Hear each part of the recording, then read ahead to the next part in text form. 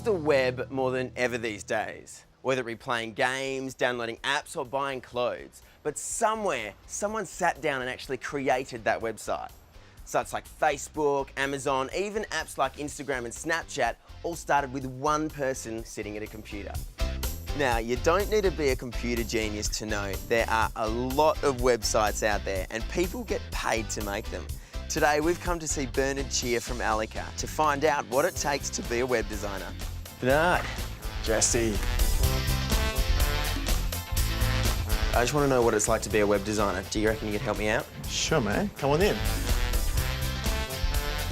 So, Jesse, what would you like to know? Well, you own your own web design company, which is awesome, but I want to know, what does a web designer do?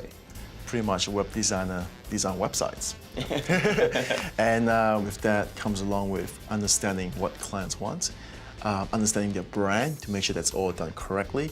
From there, you pretty much design a website, and as soon as the client likes it, away you go. You develop it into a piece of art. Awesome. So why did you want to be a web designer? Well, personally, I like to be creative. I like things to be different each time round. Best part is getting the client to really love the website that we've designed. But seriously, what I really like is as simple as them telling me, hey, Bernie, I've got hits coming to my website, thanks to your fantastic design. Yeah, and that's great. Yeah, I like doing that. See, I don't believe that there's a hard part of the job, because you obviously love it, but what is the hardest part? It's the difficulty of trying to please a client and ensuring the requirements match what we've designed. That's the challenging part, really trying to get it across so that it's perfect. Is there much work out there for a new web designer? Plenty. We're looking at tablets, we're looking at mobiles.